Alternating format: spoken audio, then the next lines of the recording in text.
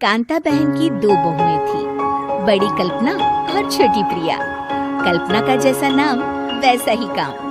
सारा दिन कल्पनाओं में रहती, ना कोई काम करती न कोई धाम। अरे कल्पना बहू, जरा अच्छी सी चटनी पीसते, आज कुछ मजेदार खाने का मन है। पेट में जलन हो जाएगी माँ जी बुढ़ापे में, और वैसे भी मेरा काम करने का वक्त शाम का है, अब प्रिया को ही बोल दो। इतना कहकर कल्पना वहाँ से चली जाती है। कांता कल्पना के ऐसे रवैये से काफी परेशान रहती है। मैं बना देती हूँ माँ चटनी, ऐसा बोलकर प्रिया माँ को चटनी बनाकर प्लेट में खाने को देती है कि तभी वहाँ कल्पना आ जाती है। अरे वाह चटनी, जरा चक्कर तो देखो, बड़े दिन हो गए। अरे नहीं बहू, तू तो रहने ही दे चटनी खाना, पेट में जलन हो जाएगी।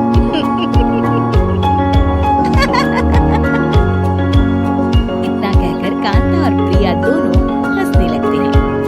कल्पना सारा दिन या तो मोबाइल में यूट्यूब देखती या फिर सोती रहती। उसका कमरा भी बिखरा और गंदा रहता। एक दिन कल्पना का पति अशोक उससे कहता है, अरे कल्पना, जानवर भी उस जगह को साफ कर लेता है जहाँ वो बैठता है, तुम तो इंसान हो, कैसे इतने गंदे कमरे में रह लेती हो? देखो सारा सामान यहाँ वहाँ बिखरा पड़ा है। ज्यादा अपनी माँ का बोल ना बोलो। हाँ, कमरा तुम्हारा भी तो है, गंदा लग रहा है तो साफ कर लो। पता नहीं तुम्हारे साथ मैं कैसे जिंदगी बिताऊंगा। इतना कहकर अशोक वहाँ से चला जाता है। कल्पना बस खाना खाने कमरे से बाहर आती और फिर से कमरे में चली जाती। इससे कांता बहन काफी परेशान रहती। एक दिन प्रिया कांता से कहती है, माँ, मैं सारा दिन काम करके थक जाती हूँ, आप कल्पना दीदी से कहिए ना कि सुबह और शाम का काम बांट ले। मैं तो अब सिर्फ एक वक्त का ही काम करूँगी। हाँ। अरे तो वो भी ना करना, एक बहू तो काम चोर थी ही, दूसरी भी आ गई काम ना करने के बहाने लेकर। तभी वहाँ प्रिया का पति रमेश आ जाता है। माँ, मैं देख रहा हूँ भाभी कोई काम नहीं करती, प्रिया सारा दिन घर और रसोई का काम करती है, अब कुछ करो ना माँ। कांता मन में कुछ सोचती है और कल्पना के पास जाती है। कल्पना फोन पर मेकअप करना देख रही होती है। कल्पना, तुम सारा दिन बस मोबाइल देखती हो, घर का कोई काम भी कर लिया करो। प्रिया सारा दिन काम करके थक जाती है, आज से मैंने फैसला किया है, एक वक्त का काम तुम करोगी, सुबह का खाना तुम बनाओगी और रात का प्रिया। आप लोगों ने काम को हवा बना रखा है। अरे पता नहीं, थोड़ा सा ज्यादा काम करने में आप लोग घबरा क्यों जाते हैं। और हाँ, बहुत ज्यादा प्रिया की तारीफ मत करिए मेरे सामने, बड़ी बहू तो मैं ही रहूंगी। मैं कुछ नहीं जानती, कल सुबह मुझे वक्त से खाना चाहिए, रसोई में आ जाना, वरना कल से तुझे खाना नहीं मिलेगा। अगली सुबह कल्पना रसोई में नहीं आती है। वो देर से सोकर उठती है और बाहर आकर कहती है, भूख लगी है, आज खाने में क्या है? इतनी देर हो गई, आज किसी ने मुझे उठाया भी नहीं, पता नहीं कहाँ है सब। कल्पना को घर में कोई नहीं दिखता। वो रसोई की तरफ जाती है जहाँ बड़ा सा ताला लगा होता है। अरे, रसोई में ताला? ओ, मैं तो भूल ही गई थी। माँ ने आज से सुबह का खाना मुझे बनाने को कहा था।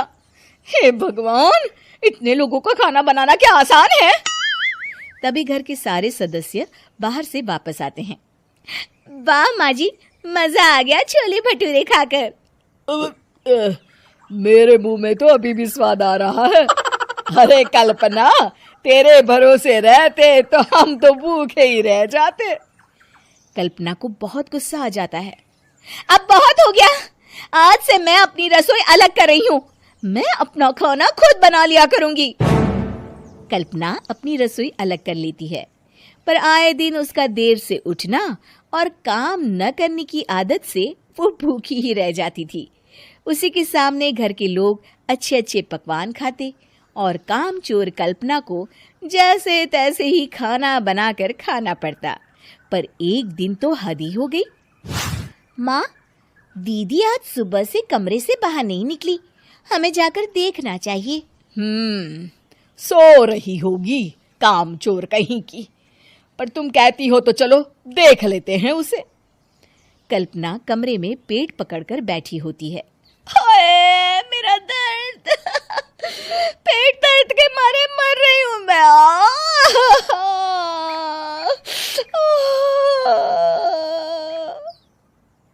अरे दीदी क्या हुआ, पेट में दर्द क्यों हो रहा है? डॉक्टर को दिखाया आपने?